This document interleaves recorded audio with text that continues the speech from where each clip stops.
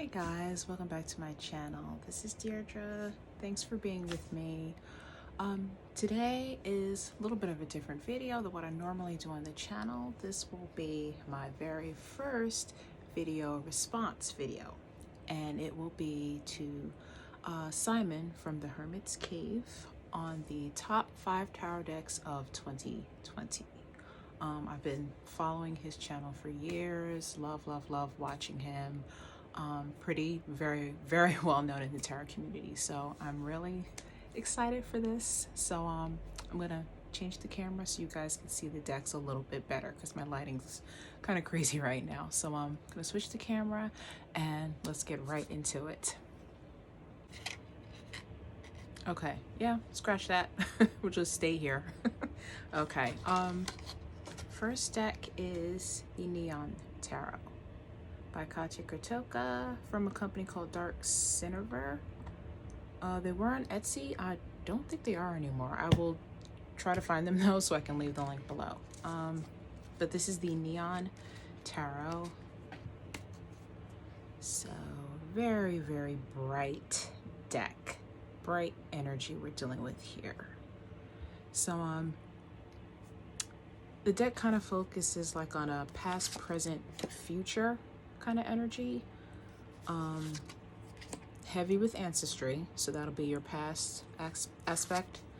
Future, of course, the neon colors, and they both kind of merge to create the present, to make the reader fully immersed in the moment. So I love this Ten of Swords. So this deck has been an instant mood lifter for me as far as reading. So I've appreciated that. Majors are great. The suits are great. Love the tarot card. Which brings me to the guidebook, actually. Aside from the beautiful colors, the guidebook is really good. Really well written. So I'll actually read the tower meaning for you. What do you do when a strange monster emerges in your city and violently kills more than 100 citizens? So you give them a pep talk, calm them down, and assign them to prepare for their imminent demise by repairing the buildings they live in. I just think that's cute. I think that's really cute. That's like one of my favorite double death cards. So like I said, just the artwork, the meanings, definitely one of my favorites for 2020. All right, so that was the Neon Tarot.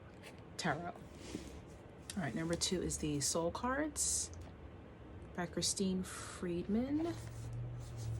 So you see there's a little bit of markings. It's a velvet box, so it picks up markings very easily. A beautiful deck. This is the black version. There's one that comes in pink, white, I think a new green one she has coming out. But as far as aesthetics, it's stunning.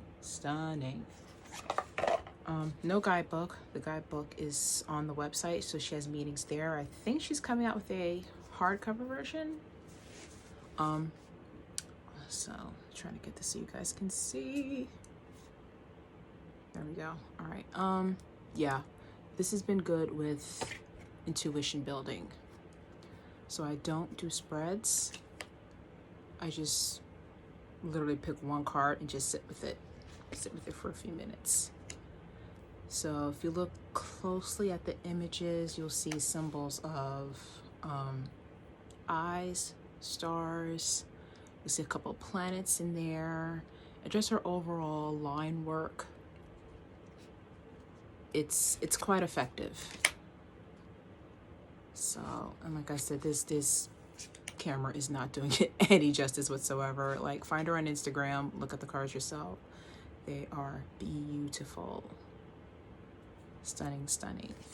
So I said I've mainly been working with this one to stretch out the intuition a little bit better. Love that one. So you can see the skull imagery there. Okay. But these are the soul cards. So it's a very lush deck. So I mainly use this one at night meditating. Has like that quiet feminine vibe to it, so I really like that one. Another deck I love is the Weaver Tarot. It's kind of similar as far as style, but these are by Blair Porter and Britt June, who also made the Threads of Fate Oracle deck, which I also have. But I love the style of the tarot as well. Good guidebook there. And I don't really use the guidebook for this deck because they kind of give you like a card here,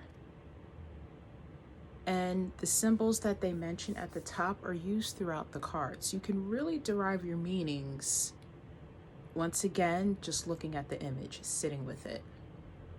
So they have recurring images of roses, keys, seeds, thorns, snakes, all that good stuff. Okay, so like for here we have the death card. So we have our snake shedding its skin. Of course, we have that transformation aspect. But also, and then we have our rose up top, leading to there is some aspect of love and joy along with the process of death. So I really love how they incorporate that. As I'm kind of moving it back and forth, you have the beautiful gold foiling, and then there's an image in the background. So it's got kind of a collage feel. It's just, this is another one that has put me in a great mood while working with it. It's just really, really beautiful. One's another one of my favorites. Six of Wands. And I'm sorry guys, I hope these are coming up so you can see. Six of Coins. Like here we have our balanced scales, and we do have the wings represented, freedom, our crystals, abundance, our roots, grounding.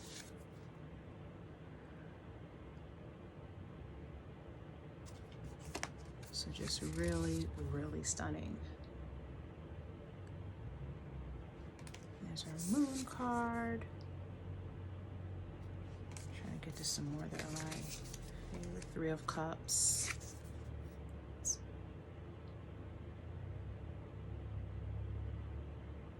But very, very beautiful. So kind of, you know, taking on the name Weaver, weaving all those aspects together to, you know, create some type of meaning for yourself or whatever issue you need clarity on.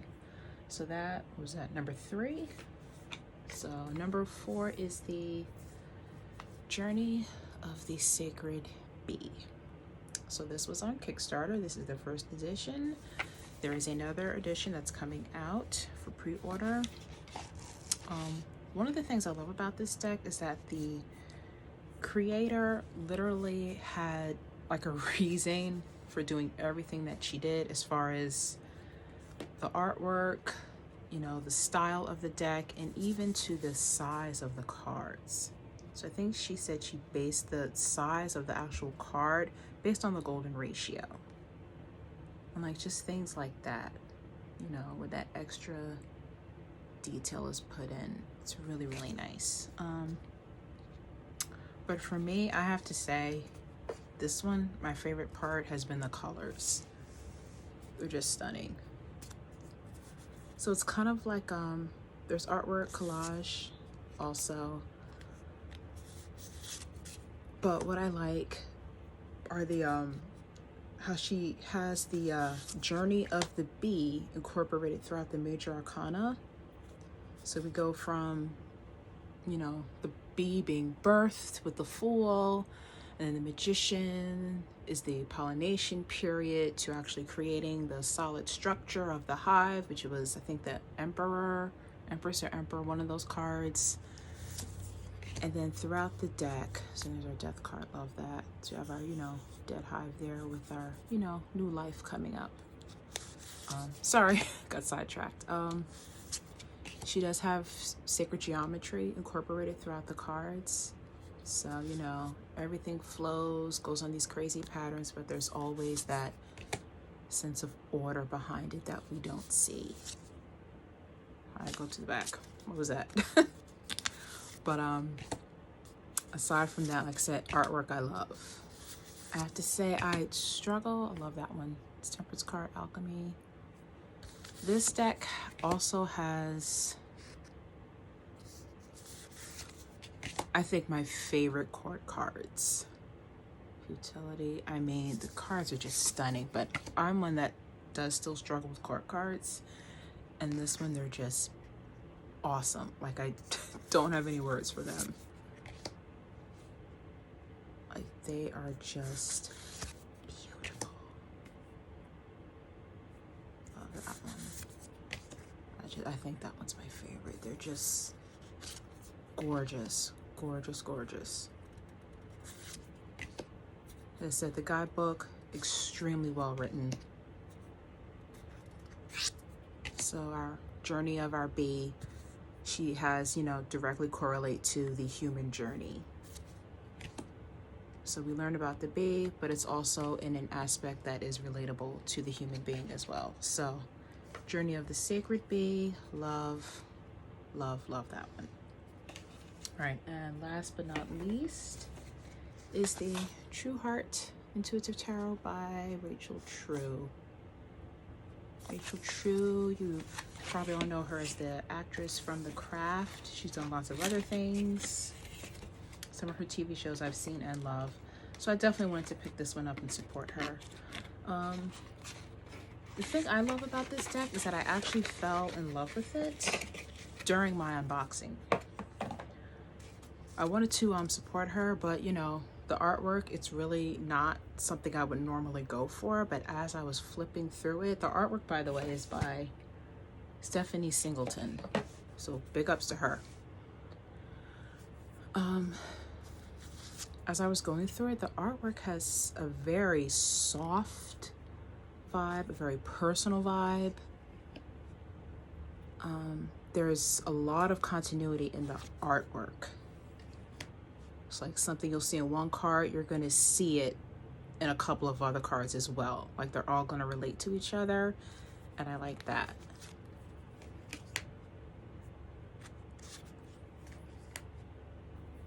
So it has a very metaphysical Carl Jung vibe to it.